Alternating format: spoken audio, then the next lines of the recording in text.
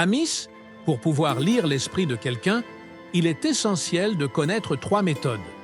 Apprendre ces techniques vous permettra de découvrir et de comprendre facilement ce que pense une autre personne. Pour illustrer cela, laissez-moi vous raconter une histoire de Bouddha qui vous enseignera comment lire l'esprit des autres. Il y a longtemps, dans un petit village, vivaient 2 frères. L'aîné était aveugle. Il restait donc toujours à la maison, tandis que le cadet travaillait dans les champs. Cependant, sa récolte était constamment détruite par la présence de nombreux animaux, ce qui causait une grande inquiétude à son frère cadet. Un jour, il eut une idée. Pourquoi ne pas demander l'aide de mon frère aîné pour éloigner les animaux? Il pensa qu'étant aveugle, son frère pourrait s'asseoir dans le champ et crier chaque fois qu'il entendrait des bruits d'animaux, ce qui ferait fuir ces derniers et sauverait la récolte. Décidé, il construisit une petite cabane dans son champ et y plaça son frère aîné.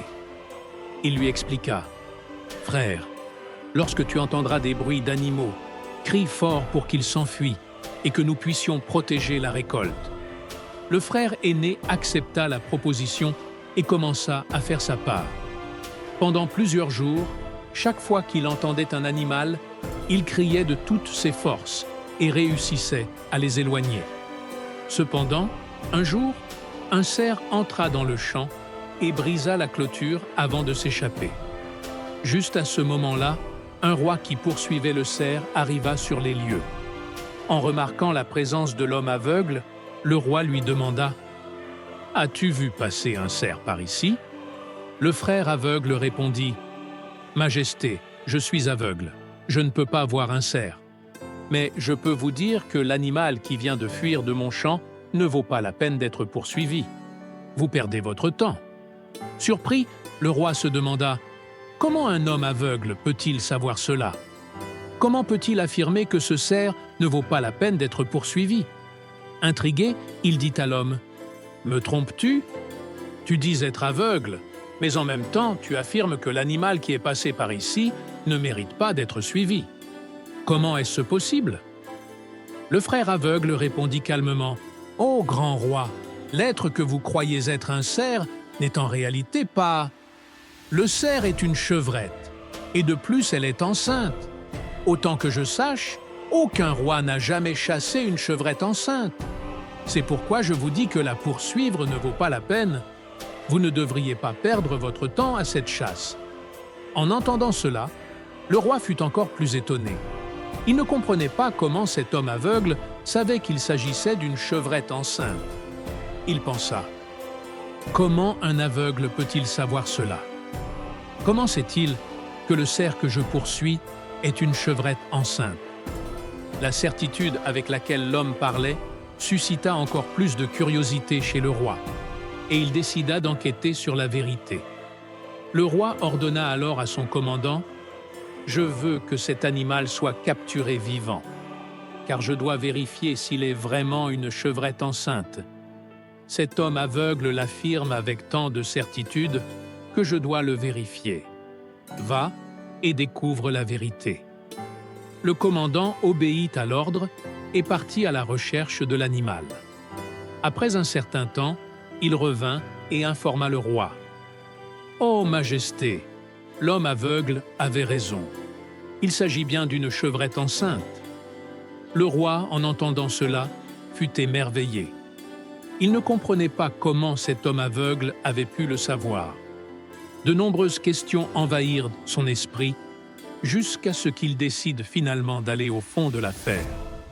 Il s'approcha de l'homme aveugle et lui dit : « Écoute-moi bien, je ne sais pas si tu es vraiment aveugle ou non, mais je suis venu te poser une question. Répondras-tu avec vérité ?»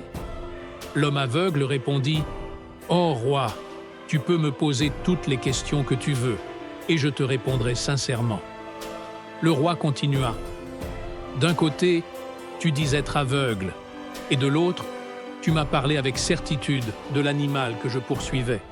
Tu as affirmé que c'était une chevrette enceinte. De plus, tu sembles savoir quand les animaux entrent et sortent de tes champs. Est-ce que tu as tout déduit ? » Alors, l'homme aveugle expliqua. Majesté, lorsque vous poursuiviez cette chevrette, la vitesse et le bruit de sa course m'ont indiqué qu'il s'agissait d'un cerf.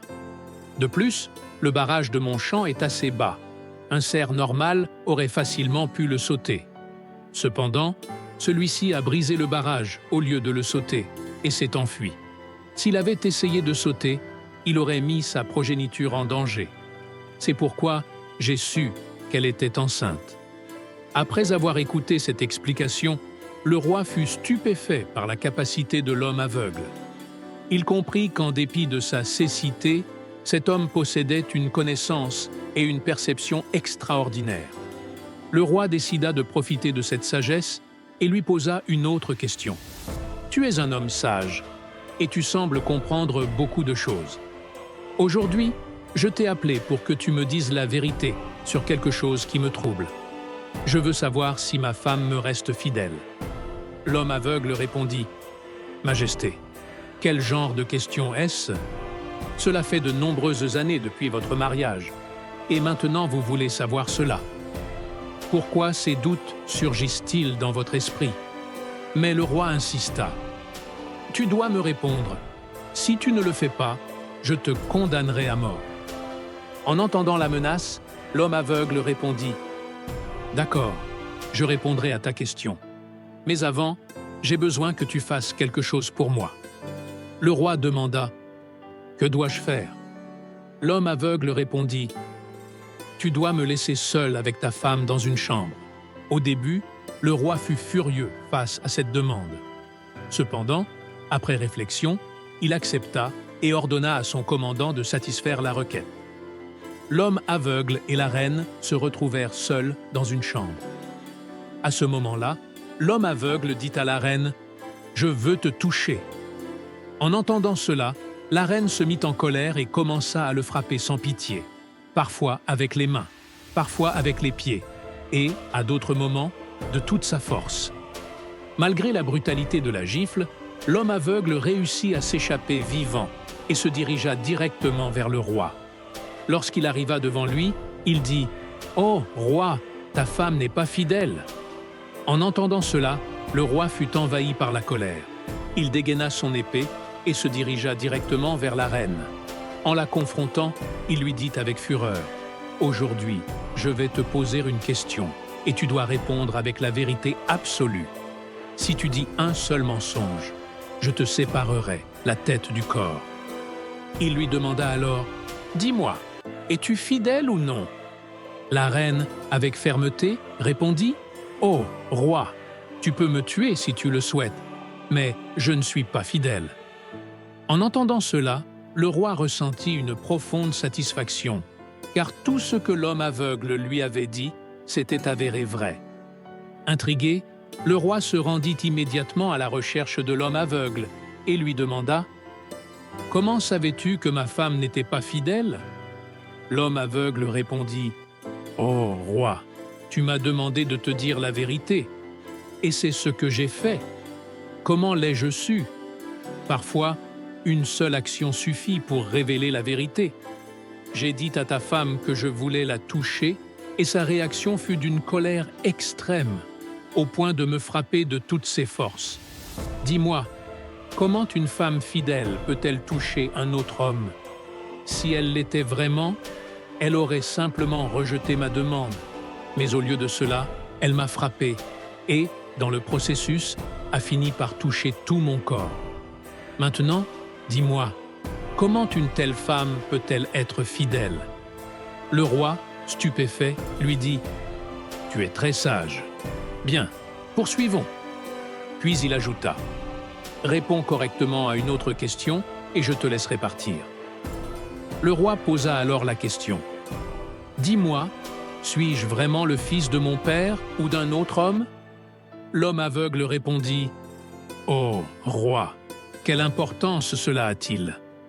Peu importe qui sont tes parents, tu es le roi de ce royaume, alors laisse de côté cette question. » Mais le roi insista « Non, non, je veux la réponse exacte. Sinon, ce doute me tourmentera pour toujours. Si tu me dis la vérité, je te laisserai partir sans entrave. » L'homme aveugle répondit alors: « Oh, roi, je n'ai pas besoin de demander à ta mère pour te répondre. Je peux te dire la vérité maintenant même, mais avant de le faire, je veux que tu me promettes que tu ne te mettras pas en colère contre moi. » Le roi promit de ne pas se fâcher, et l'homme aveugle lui dit: « Tu es véritablement le fils de ton père, mais tu es aussi sous l'ombre d'un marchand avare. » En entendant cela, le roi se remplit de joie et courut voir sa mère. Il la supplia: « Mère, dis-moi la vérité. Suis-je vraiment le fils de mon père ou d'un autre homme? Si tu ne me dis pas la vérité, je mettrai fin à ma vie ici même. Dis-moi, quelle est la vérité? » Sa mère répondit: « Mon fils, tu es vraiment le fils de ton père, mais tu portes aussi l'ombre d'un marchand avare. Lorsque je me suis regardé dans le miroir après m'être baigné, j'ai vu l'ombre d'un marchand avare reflétée en toi. » En entendant cela, le roi fut extatique et retourna immédiatement auprès de l'homme aveugle. Il lui demanda: « Comment savais-tu que l'ombre d'un marchand avare pèse sur moi? » L'homme aveugle répondit: « Oh, roi, tu m'as posé beaucoup de questions et je t'ai donné des réponses justes à toutes. Si tu étais un autre roi, j'aurais déjà reçu de nombreuses récompenses.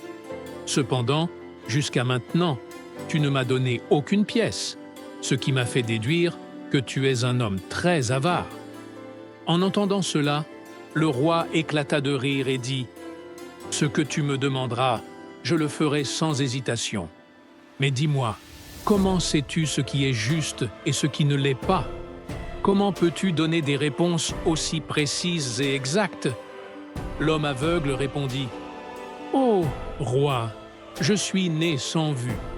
Si j'avais des yeux, je pourrais comprendre facilement les pensées de n'importe qui.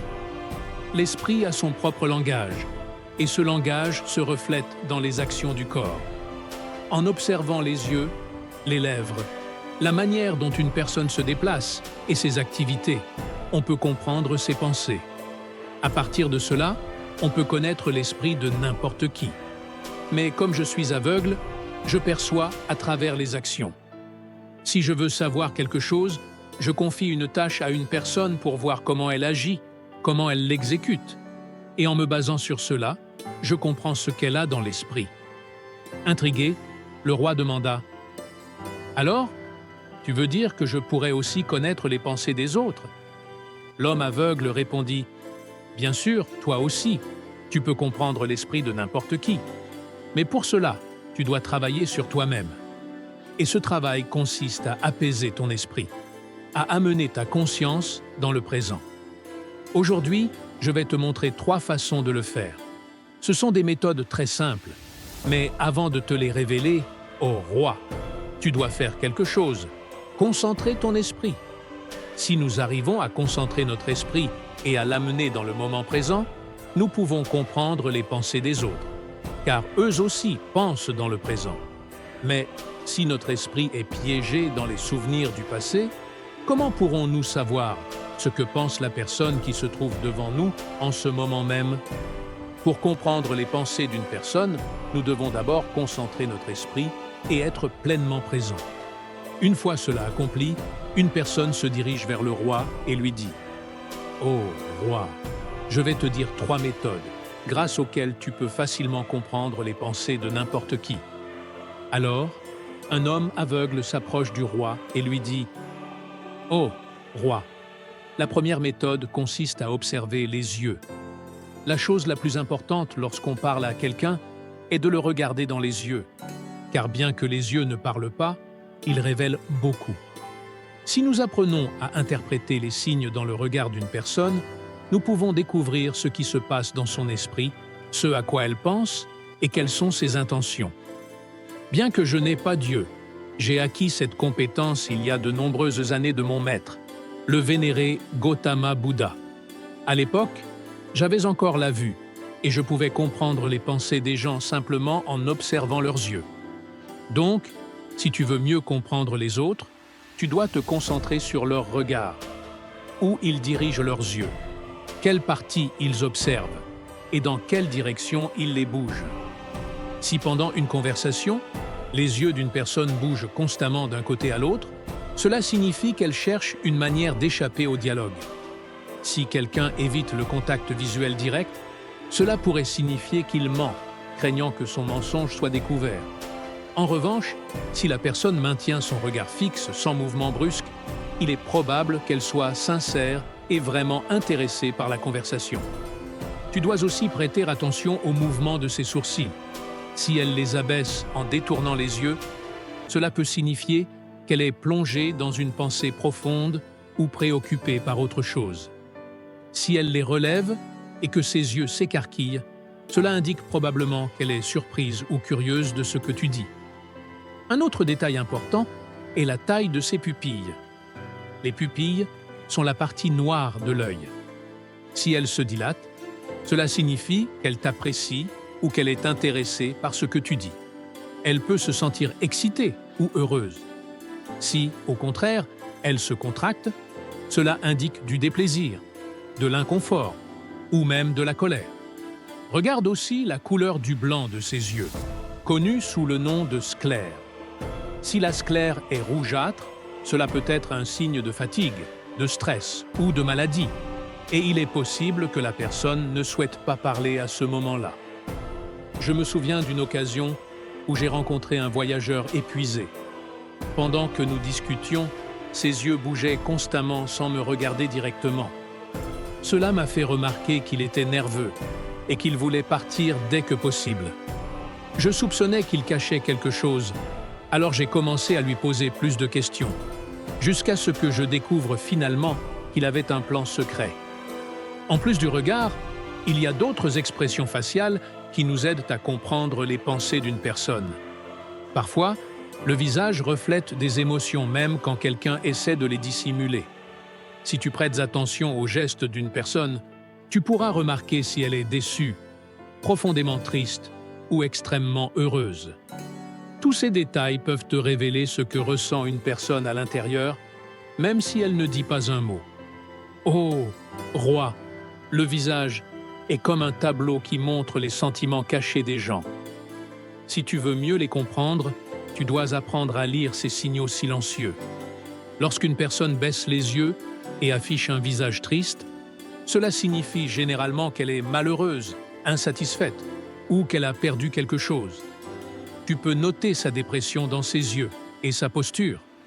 En revanche, un grand sourire sincère, qui élève les joues et les yeux, est un signe de bonheur, de gentillesse et de bonté. Les yeux jouent un rôle clé. S'ils deviennent petits et brillants, tu peux être sûr que le sourire est sincère. Observer l'espace entre les sourcils révèle aussi des émotions. Si la peau se tend et se ride profondément, cela indique de la confusion, une pensée intense ou un effort pour comprendre quelque chose de difficile ou de nouveau. La bouche transmet aussi beaucoup. Si elle est fermée et tendue, cela peut signifier un désaccord, du déplaisir ou une réticence à parler. En revanche, une bouche ouverte et détendue suggère de l'ouverture, de la tranquillité et une volonté de discuter. Apprendre à lire ces signaux sur le visage te permettra de comprendre ce que les gens pensent et ressentent, même s'ils ne l'expriment pas par des mots. Leur visage révèle ce qu'ils ont à l'intérieur. Laisse-moi te raconter une histoire. Un jour, j'ai rencontré quelqu'un qui semblait indifférent, mais son front montrait une petite ligne de préoccupation. J'ai perçu qu'il avait un problème et lui ai demandé de me le raconter. Finalement, il l'a fait et il s'est senti mieux.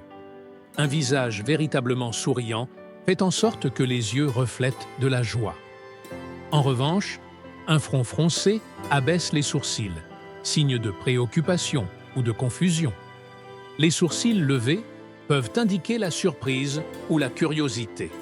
Il suffit d'observer le visage pour déchiffrer les sentiments d'une personne.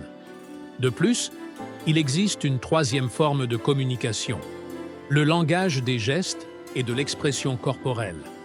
Pour comprendre les pensées de quelqu'un, il est essentiel d'interpréter son langage corporel. En parlant, de nombreuses personnes accompagnent leurs mots de gestes de main, ce qui ajoute du sens à ce qu'elles disent.